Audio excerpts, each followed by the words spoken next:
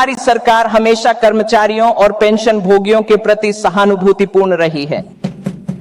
पहली बार इस सरकार ने पूर्व और पश्चात के पेंशन भोगियों के बीच पूर्ण समानता को लागू करने का कार्य किया है। 7वें वेतन आयोग, केंद्रीय वेतन आयोग।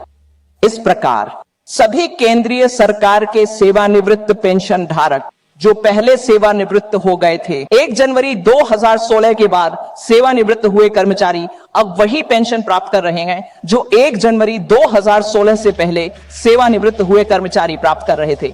यही पहला मुद्दा है। इस प्रकार पेंशन भोगियों की समानता की मांग को हमारी सरकार ने प्रधानमंत्री मोदी के नेतृत्व में न केवल स्वीकार कर लिया है, बल्कि इसे प्रभावी रूप से लागू भी कर दिया है। प्रधानमंत्री मोदी ने जनवरी 2025 में केंद्रीय सरकारी कर्मचारियों के वेतन और लाभों को संशोधित करने के लिए 8वें केंद्रीय वेतन आयोग की स्थापना को भी अपनी मंजूरी प्रदान की है।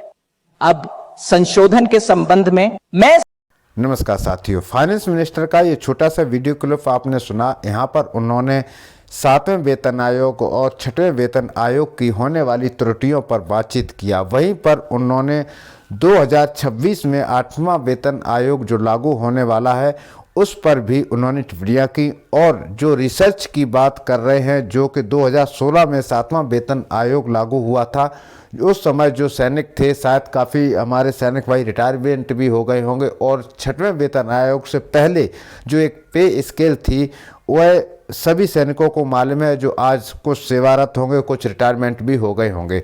लेकिन अभी जो 6वां वेतन आयोग हुआ था वह काफ़ी हद तक काफ़ी कुछ अच्छा हुआ, लेकिन उसमें भी कुछ एक त्रुटियां जो थी वो आज भी चल रही हैं। त्रुटियां क्या थी? जैसे कि मिलिट्री पे अलाउंस 6वें वेतन आयोग से इक्वल नहीं किया गया था और आज भी सैनिकों को उसका हर्जाना भुगतना पड़ रहा है। जबकि एक अधिकारी भी सेना में आते हैं और एक जवान भी सैनिक होता है, तो जो मिलिट्री सर्विस पे होता है वह सबका इक्वल होना चाहिए। और ये जो अहम मुद्दा है जो फाइनेंस मिनिस्टर जी अभी रिसर्च कर रही हैं, तो सबसे बड़ा मुद्दा है सैनिकों का कि अधिकारी के बराबर एक जवान की भी मिलिट्री पे सर्विस होना चाहिए। जो पे अलाउंस है, एमएसपी जिसको बोलते हैं, वह अधिकारी के बराबर समांतर होना चाहिए। तो एक सबसे बड़ा मुद्दा ये हो गया। 2016 में जो 7वां वेतन आयोग का गठन किया गया था और उसको आउट भी किया गया था, तो आज सभी पूर्व सैनिकों को भी ये बात मालूम है कि 7वां वेतन आयोग सरकार ने किस तरह से लागू किया था। वह 7वें वेतन आयोग के नाम पर एक सेना के साथ बड़ा धोखा था और बहुत ही बड़ी सेना के साथ में धोखाधड़ी और ठगी की गई थी। हालांकि सैनिक कुछ बोल नहीं पाता है, सरकार चाहे उसको 10 रुपये बढ़ाए, 20 रुपये बढ़ाए या फिर 50% डीए बेसिक पे में मर्ज करे, कुछ भी करे, सेना कभी भी धरना प्रदर्शन नहीं करती है और सेना को जो मिल जाए उसी पर संतुष्टि रखती है। और जो सैनिक होता है वह उसी मन से, उसी तन से, उसी अपने दृढ़ संकल्प से अपने देश की सरहद की रक्षा करता है। ये जो राजनेता हैं, ये एक सैनिक को देखते हैं कि एक सेना की सैलरी 70,000 जा रही, 80,000 जा रही, अदर अलाउंसेस मिलते हैं, लेकिन इनको ये नहीं मालूम है कि सबसे बड़ी सुरक्षा और सबसे बड़ा धन हमारा देश सुरक्षित है तो हम सुरक्षित हैं। इसके ऊपर किसी की नज़र नहीं जाती है। अभी से 2026 में जो 8वां वेतन आयोग लागू होने वाला है, तो सरकार को उसकी चिंताएं अभी से सताने लगी हैं और अभी से रिसर्च करना शुरू कर दिया है। यहाँ पर फाइनेंस मिनिस्टर जी बोलती हैं कि हमने 2006 का जो काफ़ी कुछ मिस्टेक थी वह 2016 तक कंप्लीट किया और 2016 के जो वेतन आयोग में, 7वें वेतन आयोग में जो करेक्शन थे उनको भी हमने समांतर की नज़र से देखा है।